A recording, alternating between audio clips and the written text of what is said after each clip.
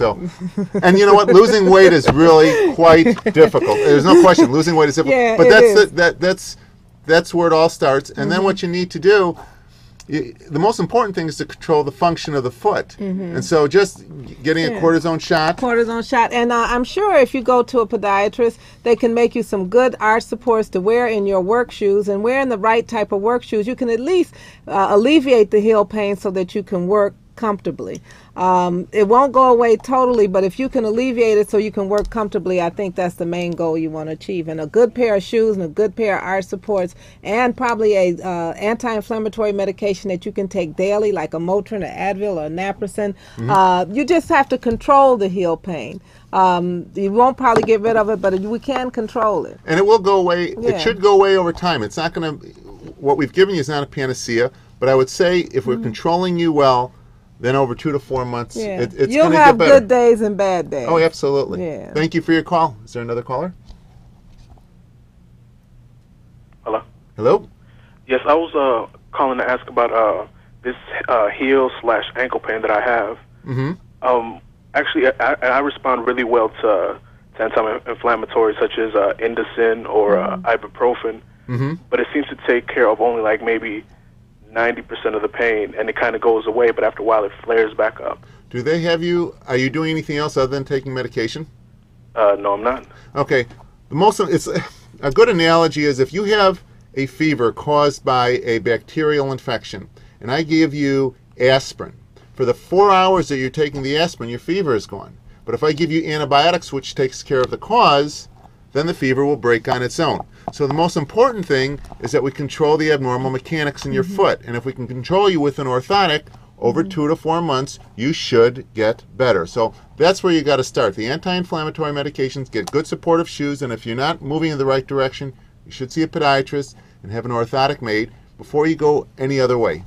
Okay. I'm also not a fan of over-injecting the heel. I don't go more than 3 injections because then I find the heel pad starts wearing away. Thank you for your call. A good shoe. Thank you. Yes? Another caller? Hey. Hi. How are you? I want to ask about twisted toes. Okay. Shoot. When they're twisted going left and right on the top of a toe. Please. I have a friend whose toes is like that, and I tell him, you need to go to the doctor. What's going to happen? She probably has a big bunion with hammer toes. Is that what you're calling twisted toes? When you twist, when you were about to do it, twist the toe. Okay, where it looks like the second toe is thumbing a ride. Yes. Oh yeah, that's a bad bunion. Are they in any pain? I'm not sure about that. Well, they probably need to see a good podiatric surgeon or podiatric physician and have a good x-ray taken, and then they can evaluate what the problem is. That's probably from a long-standing structural deformity called a bunion, which brings about hammer toes and other problems. So it all depends upon the patient and how they're feeling and how they are wearing their shoes. So you take the whole evaluation of the patient into content. One more question. Thank you. What about toes all the same size? The big toes and the middle toes are about the same as the big toe. Well, can that be corrected?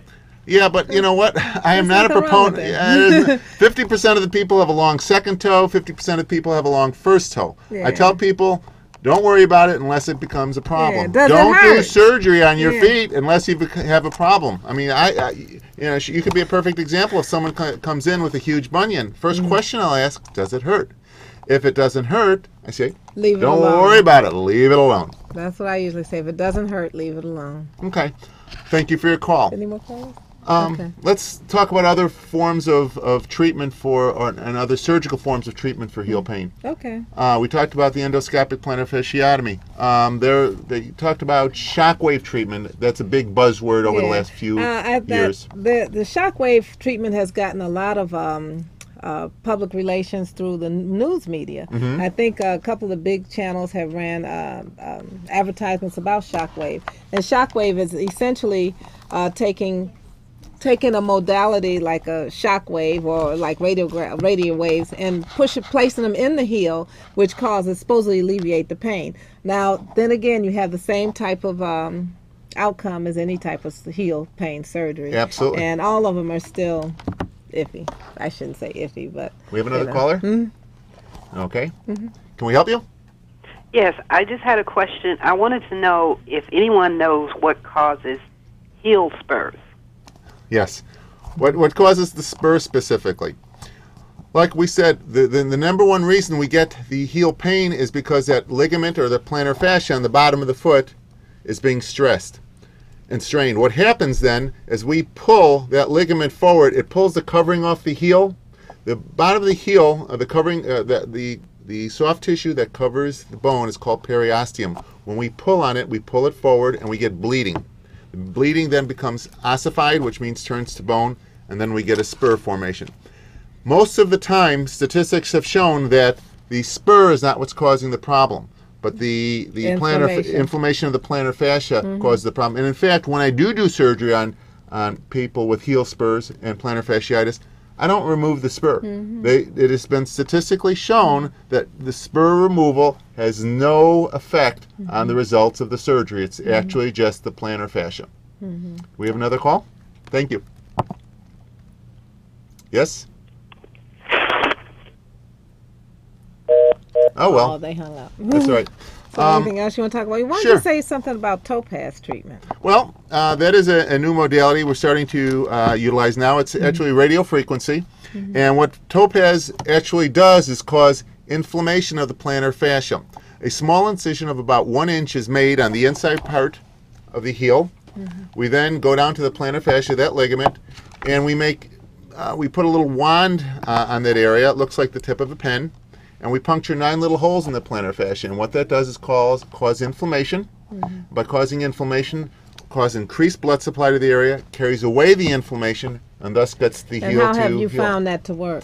The jury's still out. It hasn't been out long enough to statistically show anything. I think we have another caller. Can we help you? Hello. Hello. Welcome to Feet Forward. Oh, hi. How are you? All right. How about yourself? Good. I've been seeing a podiatrist, and I tore my Achilles tendon, and he said I had like a 1.5 centimeter tear. Yep. Medium tear. Okay, and, how old are you? Put me in a boot. Okay. Turn down your TV. You may get less feedback. How old are you? Hold on. Okay. Okay, there we go.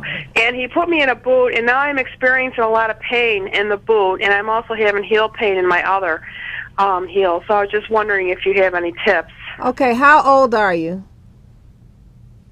How old are you? She can't hear me. Well, basically, depending on your age will depend on how we aggressively treat you. Your heel pain is compensatory because of your torn Achilles tendon. And with regards to your torn Achilles tendon, it needs to heal. It needs to heal in a boot. Yeah. Or the other thing we can do is surgically repair it. Yeah, Thank you very, very much for calling. Okay. Well, we're just going to wrap up our first of hopefully many, many shows called Feet Forward, sponsored by the Illinois Podiatric Medical Association.